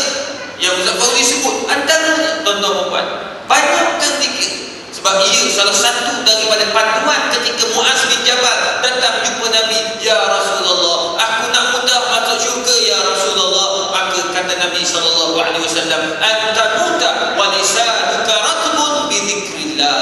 Biarlah kamu mati wahai Muaz dalam keadaan kamu sedang enak berzikir kepada Allah Subhanahu wa taala. Perbanyakkan. Orang tanya saya, "Ustaz, macam mana ya kita nak biasa-biasakan dengan zikir ni tuan-tuan? Ustaz, macam mana?" Saya teringat guru saya Syekh Syukair. Syekh Syukair ni tuan-tuan puan, mulut dia ni kalau dia bercakap, la yakhruju min famihi illa al-Quran, tak keluar daripada mulutnya kecuali Quran. Apa maksudnya? Kalau dia bercakap, dia punya hujah Quran. Kalau dia berhujah, antaranya hadis menjadi rujukan utama. Mulut dia ni tuan-tuan, kalau yang paling menarik, kalau dia bercakap mesti ada ayat-ayat atau zikir-zikir yang dia kongsikan bersama dengan anak-anak murid. Tuan-tuan, Syekh Syukair dia kata apa? Idhab, kalau kamu nak mudah, kamu nak lidah kamu ni lembut, agar sentiasa kamu menyebut Allah dalam semua keadaan, maka biasakanlah, jadikan ia amalan. Nak naik kereta, ucaplah, bacalah Bismillah, ataupun berselawat kepada Nabi. Yang Allah kata, "Innallaha wa malaikatahu yusalluna 'alan nabi." Berselawat pada Nabi Muhammad. Duduk dalam kereta, Allahumma shalli 'ala Muhammad. Allah suka tuan-tuan. Saya mula-mula ingatkan benda tu hanya amalan biasa, tapi lepas kelamaan kita tu buat selalu, kita jadi tabiat. Naik kereta, Bismillahirrahmanirrahim, jadi Bismillah daripada dulu sampai hari ini. Sebab kita duk ajar biasa. Saya tu amal lama dah tuan-tuan. Daripada saya belajar lagi, itulah kalau saya buat bergerak, saya akan suka sama ada Bismillah atau selawat Allahumma shalli 'ala Muhammad. Duduk dalam kereta, Allahumma shalli 'ala Muhammad. Keluar kereta, Allahumma shalli 'ala Muhammad. Jadi tabiat. Kadang-kadang saya tak fikir pun yang benda tu aku kena sebut tak. Jadi keluar sendiri. Sampai baru-baru ni saya menangis ketika hantar anak saya pergi sekolah. Saya bawa kereta, saya duduk tunggu dalam kereta. Duduk tunggu kereta ni, biasalah anak lelaki, bapak tunggu dia, bukan dia tunggu bapak. Hantar sekolah bagi, tunggu pula kereta. Manalah anak aku seorang, nak marah ni, dia lambat lagi. Nak masuk sekolah pukul berapa? 7, 10 lah. 7, 10 dia dah masuk sekolah. Dia pukul 7 dia, alah, nak cium bibi, nak cium mama, nak cium kakak. Lepas tu dia ada je, dia saja nak lambat-lambat. Bila pergi sekolah, cikgu kata, "Izzuddin, kenapa lambat?" Entah bapak saya, selalu lambat bapak saya. Bapak yang disalahkan. Dah lah bapak dia orang kenal. "Oh, ustaz lambat." Bila pula aku lambat? Selalu apa kena begini. Hari tu dia ni pula gini. Ya Allah, otak dia tu berpusing 24 jam. Kadang-kadang saya bawa jumpa dengan ulama-ulama kan. Jumpa ulama, salam ulama, biar jadi ulama. Tak. Kadang-kadang ada orang syekh-syekh, ustaz-ustaz, Datuk Harun, Datuk Ni Aziz, dia bukan bijak. Dia semua bijak. Nak kata nakal sebut lagi. Tapi nakal saya dulu kan. Tapi otak dia saya beli songkok sekarang ni tak ada lah. Pergi sekolah agama pakai kopiah. Tahu tak sebab? Sebab beli songkok setahun 3 kali. Mentang-mentang bapak dia dalam TV pakai songkok. Banyaklah songkok kat dalam kereta ada songkok. Sebab ada tempat-tempat ceramah, dia tak bagi pakai kopiah. Dia kata, "Ustaz, minta maaf, songkok tak pakai." Ni yang terbaru, arahan daripada RTM, kopiah tak boleh pakai, songkok sahaja. Mana lepas ni kalau Ustaz Don masuk RTM, songkok tenggelam kepala dia. Songkok dia tak boleh pakai kopiah. Tak tahu sebab apa. Tak tahu lah, itu arahan baru. Ustaz Zaid, dia malam dia pakai kopiah, siang dia pakai songkok. Ustaz Zaid, jangan orang buat jaking ramai. Kalau tak nak negah masjid ni, hormat pada Ustaz Zaid. Jangan main orang besar ni. Betul orang. Jadi saya pakai kopiah sebab apa? Beli 3 kali. Kenapa dia 3 kali? Pergi sekolah, budak-budak tuan-tuan, darjah 1, darjah 2, 3. Kadang-kadang songkok hilang, rata. Jadi dia tengok kawan tak pakai songkok, kau cikgu marah. Dia kesian tengok cikgu marah budak tu. Dia ambil songkok, ambillah songkok ni, saya sedekahkan kepada kamu. Aduh. Jadi dia sedekah. Balik-balik, cikgu dari mana songkok kamu? Papa saya tu kalau bawa kereta lagi, terbang songkok saya. Oh dia kan saya juga salah. Jadi saya itu sedih kan, saya malu tak malu. Oh lama, dia nampak ke aku juga salah. Tiba-tiba dia masuk, dia buka pintu, duduk dari biasa, duduk belakang. Jangan duduk depan, dia budak zaman sekarang. Duduk belakang, buka pintu. Saya kira mau lagi, dia suruh masuk lagi. Macam ketua pengarah dah. Gitu. Dia naik, dia masuk ya Allahumma salli. Saya terkejut bila dia sebut Allahumma salli ala Muhammad. Daripada nak marah, terus nangis. Saya kata, ya Allah, anak aku baca surah Allahumma salli ala Muhammad. Tanya Izzuddin, betul ke Izzuddin ni? Yelah papa, habis siapa kat belakang ni? Dia buka toilet, kalau kau tengok Instagram, buka toilet selalu. Itu muka dia. Yelah, Izzuddin takkan anak orang lain kot. Itu pun tak itu. Menangis saya. Saya kata, mana Izzuddin baca surah Allahumma salli ala Muhammad?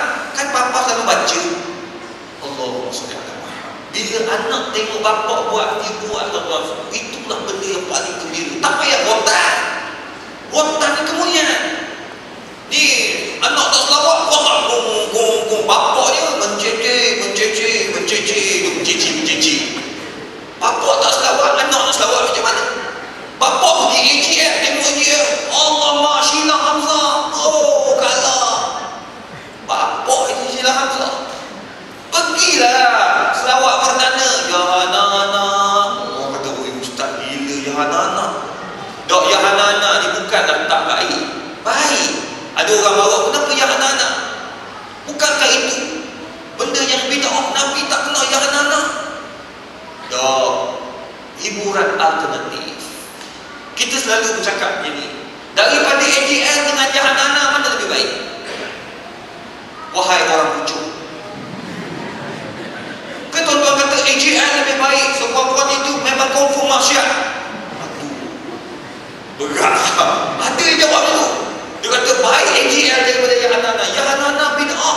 Manakala orang kata apa? AJL tu confirm masyarakat masuk neraka. Jadi kita tengok neraka terus. Aduh pening kan. Habis ya Hanana tu bid'ah. Sama juga masyarakat itu dua-dua neraka. Aduh, habis nak tengok apa? Tengok Quran tadi. Aduh. Kau ni hidup kat dunia kau tahu tak? Allah kata fitratallahi allati fatara an-nas 'alaiha la tabdila li khalqillah. Fitrah manusia nak hiburan. Betul tak ni? Ke dia buka dalam masuk kereta dia, buka air apa ni radio ceramah terus. Saudara. Bawa kereta pagi-pagi betul 4:30 pagi nak pergi Jabal. Pukul 7. Saudara, ingatlah kepada Allah. Tidur bos. Paling-paling nak bagi sedar pun Johara. Kok gelap. Yalah sebelum gelap tu baca bismillah. Jadi gelap tu jadi ibadat. Jadi tak ngantuk. Jadi tuan-tuan, boleh itu dipanggil hiburan yang mengajak orang muda yang minat kepada agama. Sekurang-kurangnya ada baca selawat, betul. Dalam qasidah ada selawat. Kemudian ada qasidah zaman Nabi pun ada qasidah yang baik. Cuma kalau ada qasidah yang mungkin mirip-mirip macam dekat dengan syiar, itu kita baikilah. Tak apalah, biasalah buat bangunan untuk retak itu standard, kita baikilah. Jadi apa yang silap kita baiki. Sekurang-kurangnya benda itu baik, bukannya benda yang tak baik. Dalam qasidah itu ada tausiah, ada Syekh Ali Habib Zainal Abidin bagi tausiah, mari kita sama-sama mengingati Allah. Dok, yang terbaru Dr. Zulkifli Al-Bakri, Mufti Wilayah Persekutuan, sendiri yang bagi tausiah, tuan-tuan perempuan. Jadi apa masalah? Dalam tu sampaikan mati-mati itu dihadiri oleh semua orang, lapisan tua muda, semua pakat-pakat dengar benda baik, maka tak salah. Mari kita sama-sama menghidupkan sunnah Nabi SAW. Tapi kita bagi tahu kepada ribuan yang datang, ratusan yang datang, ya anak-anak, jangan lupa hidupkan masjid dekat kampung dan taman. Masa time ya anak-anak bukan main kau pakai surga macam Nabi. Tak ada semayang fardu sekor tak datang masjid. Sia-sia tuan-tuan hidup. Ya anak-anak itu sebagai penarik untuk kita minat pada program agama. Masjid jadikan ia sebagai konsisten. Itu adwamuha yang terbaik. Orang perempuan pergilah. Ya anak-anak pergi masjid pun dah tengok orang perempuan bagus. Ini yang kita nak perempuan. Hidupkan sunnah Nabi. Kenapa kita nak hidupkan sunnah Nabi? Yang tanda kita cinta pada Allah Subhanahu Wa Taala. Sebab ayat tadi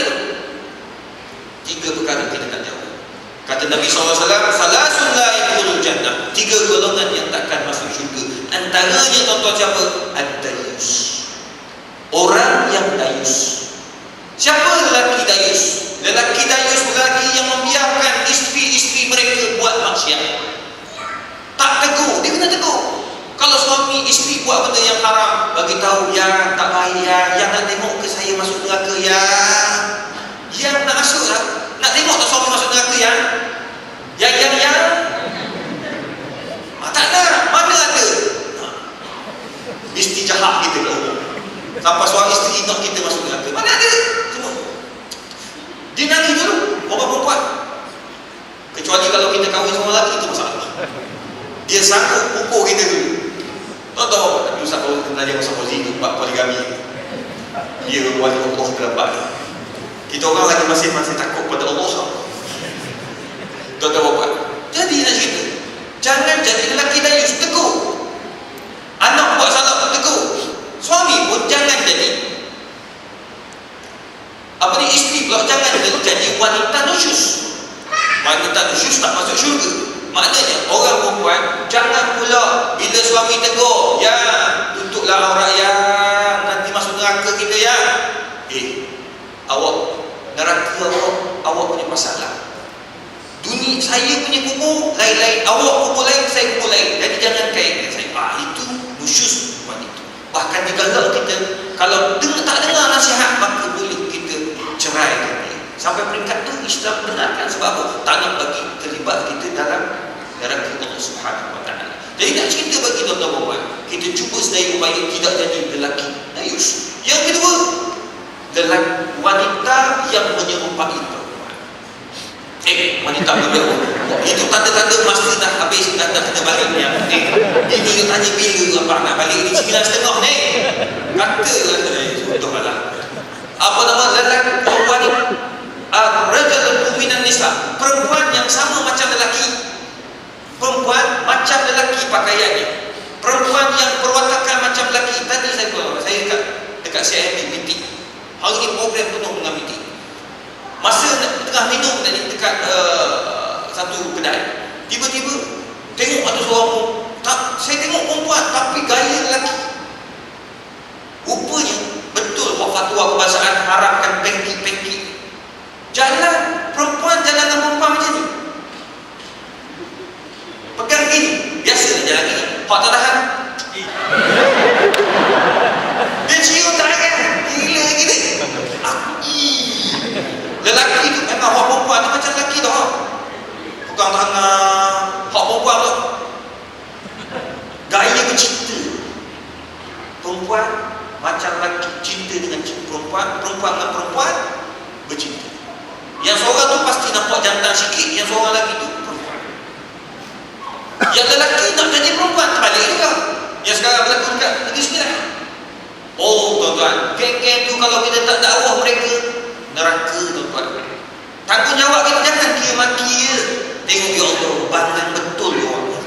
Sedap kita mati dia dalam TV. Baca surah khabar, ya Allah, awak pakai mari betul, bangang betul budak-budak. Marah ke dia, betul bangang-bangang apa? Memang dia orang tidak bangang. Doakanlah. Doakan. Allahumma hdihim. Ya Allah bagi hidayah pada mereka. Semoga mereka dapat hidayah. Doa jangan lupa. Ini doanya tidak. Tengok apa berlaku. Tuan-tuan, geng-geng lembut ni dia boleh taubat. Sebab pengalaman saya cerita dia betul. Berlaku ketika saya habis program, saya pergi dekat apa nama? Yang piramid. Sama yang piramid. Parking kereta. Saya masuk dah cepat-cepat. Pakai spek hitam. Memang kalau kat luar saya kadang-kadang pakai kopiah, tak pakai kopiah. Kadang-kadang pakai songkok, tak pakai songkok. Janganlah pakai. Kecuali program-program rasmi. TV pakai songkok lah. Bukan tak nak pakai. No, jangan pakai. Sebab bila pakai orang kena, mudah kena. Bila mudah kena, aku nak pergi patut 5 minit jadi setengah jam. Banyak. Orang kena tol, saya kena berhenti. Jadi saya buat nak cepat. Kita nak, kalau setakat jalan-jalan macam tadi, pergi kat CIMB apa semua, tak apa, sambil lepak-lepak, orang ambil gambar tu, dia orang pasal aku makan terus. Jadi kita nak cepat. Kita nak pergi cepat, pergi tak pakai cepat, pakai spek hitam apa semua jalan, nak patah balik. Bila patah balik, nak pergi ke kereta, datang seorang perempuan seksi tu, rambut panjang. Ustaz, kau bayangkan masa tu kes Ustaz Azhar, kan video Ustaz Azhar kan, dia punya video. Masa tu saya tu sedih, apa orang buat fitnah pada Ustaz Azhar itu dan sebagainya, sampai buat video yang bukan-bukan ni. Tiba-tiba perempuan bagi, adakah ini nasibku juga? Dalam hati, mati aku. Bayangkan masa tu kawasan Saudi Piramid tahu kat belakang kan, sunyi sikit kan, cantik tu, seksi gila. Sampai-sampai Ustaz, saya tadi tergamam nak tekan pintu tak terbuka. Cari tekan mana? Rupanya saya tekan bonet terbuka. Saya boleh dia tak boleh kau perempuan sebab Nabi Ustaz Fauzi. Nabi doa Allahumma inni a'udzubika min fitnatin nisa. Fitnah wanita sangat bahaya. Saya baru tahu bahawa pada Nabi suruh doa itu. Memang kita jadi kampung. Enggak betul. Memang itu nasib. Dia buat Ustaz. Saya selalu tengok Ustaz dalam TV. Setiap pagi datang dia Ustaz tu memang saya tengok dalam TV hijrah pun saya tengok. Saya ingat dia betul-betul. Memang dia kata Masya Allah, terima kasih. Saya dah cakap kat dia, lah kalau dah tengok saya pun sama lah. Bila dah depan perempuan dah dekat, kita kena nampak lelaki lah. Takkan kita makan orang begitu, tak macu langsung, pensyarah pula. Takkan lah. Kalau tengok, kita jadi semangat, datang semangat. Kalau dah tengok, kena ikut. Jangan tak ikut, itulah Ustaz saya nak tengok. Salam. Can I shake hand you? Dia cakap ini betul-betul dah. Can I shake hand you? Saya bila shake hand, perangai saya pula, tak kira lah awak ni siapa. Datuk ketua pengarah pun aku tak salah. Saya kena kat siapa? Ketua pengarah. Nak salah, saya tak salah. Minta maaf. Padahal buat forum dengan mufti. Sakit ke benda? Ustaz, saya nak salah ke Ustaz? Oh, minta maaf lah. Saya ada wudu. Ustaz, bayar apa? Ni kata Pak Isyak. Orang Belanda. Pak Isyak. Aku pun lupa. Yelah, betul juga kan. Buat apa aku nak simpan wudu? Lupa dia saya tak. Tapi Allah bagilah. Bukan saya. Memang pukul 12 baru saya batalkan wudu. Oh, ya ke? Okey lah. Nasib baik dia Imam datang. Itu bukan menipu. Hello. Siapa tak nak salah perempuan? Betul? Saya tak salah perempuan. Daripada aku salah dengan Ustaz, set tangan gelap ni. Baik aku salah dengan perempuan. Lembut tangan pegang, terasa dia punya tubuh ni. Pegang tangan, rasa tubuh, bayangkan. Tu, orang lelaki punya kotor kalau tak. Itu sebab Nabi tak bagi salah. Jadi perempuan itu tiba-tiba seksi. Ustaz, can I shake hand you? Oh, no. Tak boleh. Saya ada wudu. Itu memang jawapan saya standard. Kalau perempuan tidak salah, saya cakap itu kan. Minta maaf, ada wudu. Tak boleh. Allah Ustaz, tolonglah. Saya memang nak salahkan Ustaz. Tak boleh, kau tahu tak? Tak boleh harap. Ya, I know. You mesti cakap. Sebenarnya Ustaz, saya ni Ustaz sama, kau tahu tak? Dia kata sama dia dengan saya. Kata tak sama lah. Kamu, apa maksud kamu? Saya lelaki macam Ustaz. Saya kata takkanlah muka tuan-tuan licin. Sangat licin. Kalau perempuan tengok, confirm kata perempuan. Kalau tengok dengan Nelofa tu dekat-dekat. Cuma Nelofa cantik lagi lah. Dekat-dekat. Muka dia, faham. Nelofa juga. Dia mantap tu. Dekat-dekat. Saya kata, mustahil. Lepas tu dengan isi rakamannya, tanda dia pun besar. Saya nak tengok takut. Dia kata, Ustaz, ni semua hormon. Saya lelaki pun dia buka handbag dia. Dia buka Ustaz dia. Saya tengok nama dia Hasanuddin. Muhammad Hasanuddin bin ... Confirm lelaki. Rupanya. Saya kata, Ustaz, kamu lelaki rupanya. Ya tak? Bolehlah saya salahkan Ustaz? Tak boleh, minta maaf. Sebab fitnah. Kalau kamu salah, orang ambil gambar dalam masa berapa minit. Ustaz Ishak salah. Tak pun dia kata, ini isteri Ustaz Ishak. Mati aku. Lagi berat. Asyadu darah. Berat mudaratnya. Ataupun kalau katakan salah, orang kata Ustaz Ishak salah dengan perempuan seksi. Mati juga saya. Jadi saya kata, minta maaf, tak boleh. Kamu boleh nak salah tapi dengan syarat. Saya kata, boleh dengan syarat. Kamu ambil kad saya jangan bagi kad. Saya akan, sebab ada alamat, saya bagi kad, saya tulis nombor peribadi saya. Jangan saya bagi tambah-tambah perempuan. Sebab dia ni bukan perempuan. Jadi saya bagilah, sebab dia nak isap. Saya kata, ambil nombor ni. Kalau kamu dah berubah, dah tak jadi macam ni, tak rambut, tak pendek, tak macam lelaki, baru boleh letak salam pada saya. Betul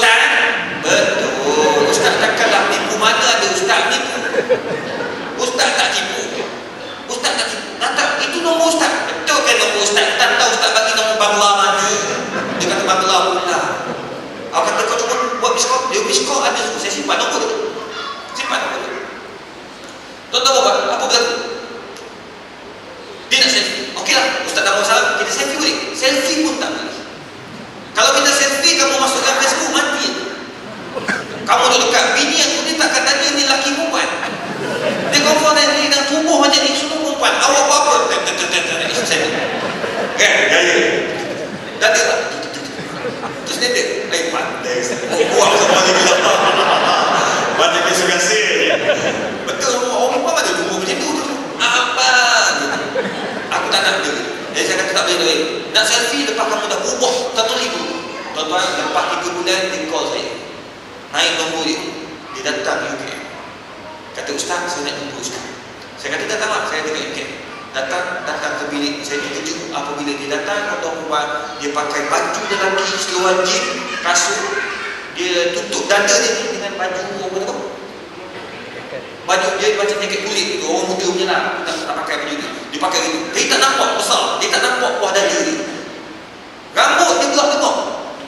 Tak pakai rindu, tak pakai apa. Handsome pula. Ustaz, you remember me? Nombor ni kamu, betul kamu ni? Iyalah, ustaz yang suruh kan. Saya dah tak nak salam ustaz. Datang daripada Subang, datang sebab nak salam. Saya nak tunjuk yang dia dah berubah tuan-tuan. Oh, saya naik keluar mata salam aja peluk. Peluk pun tak ada perasaan apa-apa lah. Jangan tuan-tuan. Pandang saya. Tak, aku peluk tak ada apa-apa perasaan. Lelaki macam peluk Ustaz Fauzi. Ustaz Jack lah. Biasa tak ada apa. Peluk. Peluk. Oh, terima kasih. Saya bagi hadiah buku Halal Haram. Saya bagi beberapa buku-buku koleksi. Telah gembira. Sebab saya gembira bila tengok seorang dah berubah. Jadi ini muslimin-muslimat yang dikasih sekalian. Kita kena cuba untuk sentiasa mengajak mereka untuk dekat dengan Allah. Ini golongan yang takkan masuk syurga kalau dia terus macam itu. Kalau dia taubat, selesai masalah dia. Manakala yang terakhir, tuan-tuan kata Nabi, yang takkan masuk syurga, siapa dia? Tak lain dan tak bukan golongan mudminul khamri, orang yang simpan atau yang menyokong arak. Maksud arak itu bukan saja arak, maknanya semua perkara-perkara haram. Yang haram kita sokong, yang baik kita dokong. Betul. Sokong dokong. Dokong ni apa? Lawan sokong. Sama. Oh, sama. Kita sokong yang tak baik kita yang baik kita tolak, yang tak baik kita ikut, maka kita termasuk sama macam orang mudminul khamr. Betul tak? Berpusing ayat ini. Tanda-tanda masa istinaf. Dah habis masa. Jadi tuan-tuan, saya pun dah balik dah. Jadi rasa tak makan dia kan? Ada makan. Jadi kalau ada makan, saya makan sikit. Lapar. Jadi muslimin-muslimat yang dirahmati Allah, semoga kita pakat-pakatlah buat yang terbaik. Saya sebenarnya tak sihat ni. Batuk panas. Kemudian saya call Ustaz Said Malaysia, kata, Syekh, kan ada madu yang saya bagi kat kamu tu kan? Madu. Apa nama madu? Apa nama Rehana tu. Dia ada bagi kat saya dengan habatus sauda. Jadi saya pun makan petang tadi nak keluar habatus sauda, badan agak panas, suara pun jadi baik sikit, alhamdulillah. Saya harap-harap okeylah. Jadi ini salah satu daripada sunnah Nabi. Betul Nabi kata antara sunnah Nabi makan madu. Jadi bila makan madu ni kata rasa okey, boleh cakap lama ni okey, alhamdulillah. Dia kalau tidak berbatu-batu saya. Jadi dari jalan ni tengok ada orang jual madu juga. Bagus juga, maknanya di sini sentiasa mengamalkan sunnah Nabi sallallahu alaihi wasallam. Jadi muslimin-muslimat yang dikasihi sekalian, semoga apa yang kita bincang pada malam ini mendapat rahmat dan keberkatan daripada Allah, dan sama-samalah kita pakai berdoa semoga Allah sentiasa meletakkan kita bersama dan menghadapi orang-orang yang bertaubat kepada Allah siang dan malam. Wallahu a'lam bishawab. Alhamdulillah, muslimin dan muslimat sekalian, begitulah penjelasan daripada Ustaz Dr. Izhar. Madu ini tak marah, madu tu confirm tak marah. Dia semua boleh lagi ada. Power punya kan. Ini Ustaz Izhar ni dia orang Kelantan dan Kuat. Selangor. Dah dia. Dia tak ngaku. Selangor nak sudah. Dah siap dengan kau ke gosip yang Nova ni akan berkahwin dengan orang Kelantan, tapi saya tak tahu lah siapa dia kan.